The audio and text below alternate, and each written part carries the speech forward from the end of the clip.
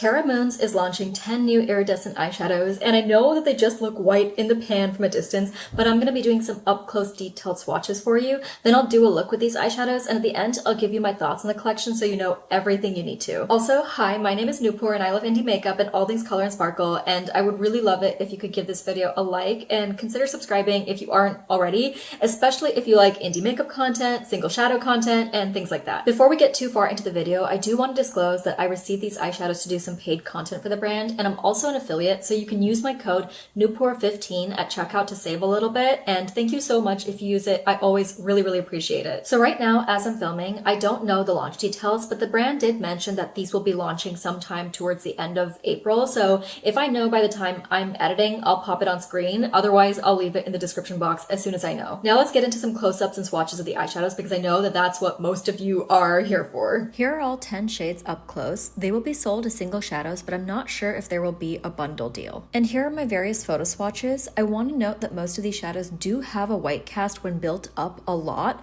but not as much when you shear them out. Starloom shifts light blue to a more indigo blue and then a soft purple at an extreme angle.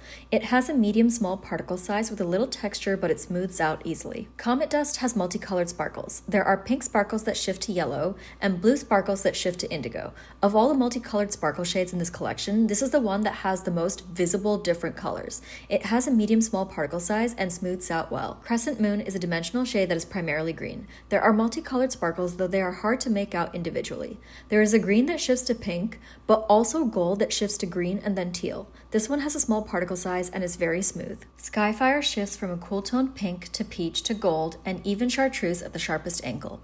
This one has a more medium particle size that smooths out well. It's one of the most sparkly and reflective shades in the whole collection. Lyrids shifts from electric blue to indigo to ultraviolet. It's very smooth with a fine particle size and is significantly less sparkly than the other shades, but that is very common with this type of shade. It's a little on the emollient side, but not squishy. This shade has the least white cast of all the shadows. Chandra Shekhar shifts from a washed out pink to a gold to a lime. This one is extremely textured and flaky and is difficult to lay down in an even layer. The trade-off though is that it's the most reflective and shiny shadow in the collection. Cora Caroli primarily shifts from purple to pink. There are also fine blue sparkles mixed in, but they are hard to make out, especially because the shadow has a small particle size. M3 shifts from a washed out green to a minty green to a soft blue. It has a medium particle size and smooths out well. It is not as overtly shifty as some of the other shades. It also has a vaguely pink tint to the base, but it's not that visible. Airy has multicolored sparkles. There are blue sparkles that shift to purple and also green sparkles that shift to pink. It has a medium particle size that smooths out and is very sparkly. The sparkles have that diamond-like twinkle to them. Galaxy's Halo shifts from a pinkish red to orange to gold. This one has the slightest light gray base, but it essentially functions like an iridescent. It has a combo of smaller particles and medium particles that makes for an interesting dimensional finish. I'm going to do a look now, but since these are all shimmers, I do need to dip into some mattes, and I'm going to stick to Terra Moons mattes because I'm doing this look as a paid look for the brand. It's not a sponsored video or anything like that. I'm just giving them the photo, but that's why I need to stick to mattes from Terra Moons. Now that I have some eyeshadow on my eye, I need to always mention how I do my tutorials in case you're new to my channel. So I'm going to be showing you the application on this eye, but I'll already have the step that I'm showing you completed on this eye. That way you can see what I'm working towards. So for the first step, I'm going to be dipping into this shade over here called Serafina. And as you can see from my other eye, I'm packing this over my entire lid. And I can be messy with this because it is going to be covered up with the shimmer. I do like to work in small layers just to get my desired pigment level and also to avoid fallout, especially because I'm putting so much eyeshadow on my lid right now. Doing one more pat down to get super close to my crease. And then I'm going to roughly blend this out, but I'm not going to worry too much about it because I'm going to use a different matte in the crease to further blend things out. Now I'm going to dip into this eyeshadow Lunar Haze, and I'm going to use this shade to blend out that previous gray shade, and I'm taking this a lot higher up in my crease. I'm starting with a small layer first because this matte is very powdery. I feel like it's almost like borderline.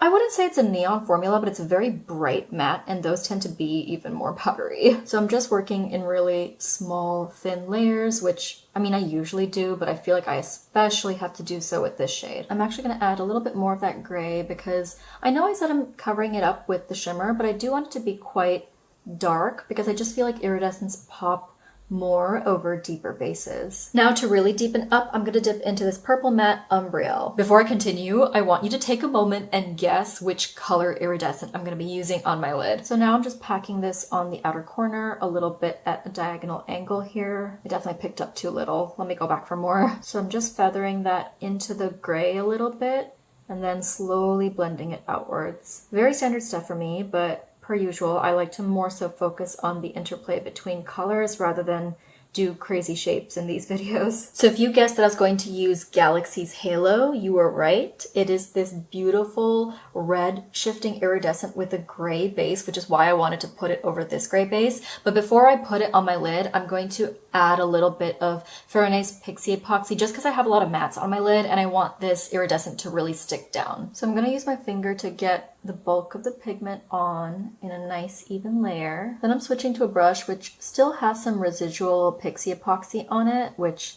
is actually a good thing. It helps the pigment really stick down. And then once most of the pigment is off and the Pixie Epoxy is not really on it anymore, then I'll start getting close to the crease. I had initially left my lower lash line bare because I didn't know exactly what I wanted to do with it, but I do know now, and it's going to be purple still, but there's going to be some layering happening and it's going to be a slightly different purple tone. So I'm going to actually dip into this purple, which is Star Crazy, versus Lunar Haze, which is what I have in my crease right now. And this is just going to go all the way from inner to outer lower lash line. And I do need to build this up in a couple layers as well, especially because I don't have eye primer down here. And these, like especially with Terra Moons matte formula, I find that it has a harder time building over powder, which I have down here over, like I used powder to set my concealer. Then dipping back into Umbriel again and just lightly smoking out this outer edge over here on my lower lash line. But I am bringing it, you know, as there's less and less pigment, more inwards because I do want there to be a good amount of depth down here. So now I'm going to take this shade Core Caroli, which I hope I'm saying correctly, and then I'm going to spray my brush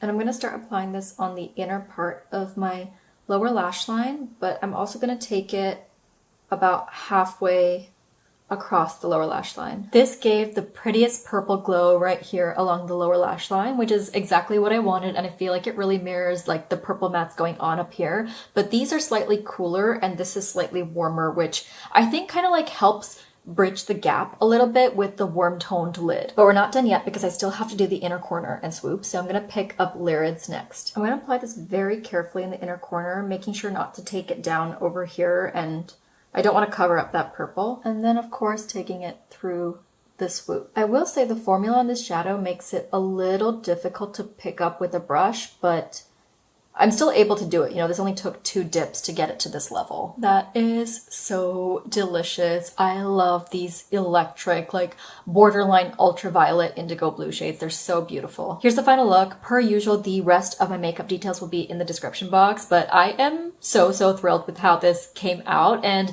I can't wait to switch you over to the sparkle cam so you can see all the delicious texture and the shifts and all of that. As promised, here is the sparkle cam so you can see everything. I love how vibrant the shift is with Galaxy's Halo. Like it shifts all the way to that gold, but it also shifts to a more fiery orange at like the middle shift, if that makes sense. And I think you can see how vibrant the purple shimmer is down here. This is Core Caroli, I think. And then Lyrids in the inner swoop. I just feel like these colors all work so well together, and I am really loving this look. Let's go over some brief thoughts on this collection. So usually I like to start with talking about the color story, but since these are singles and also all iridescents, there really isn't a color story to talk about. But what I will say is I am so glad that Terra Moons has released new iridescents because I think that they are sorely needed within their lineup. It's not that Terra Moons doesn't have any iridescents, and it's not like they haven't released any iridescents recently, but I feel like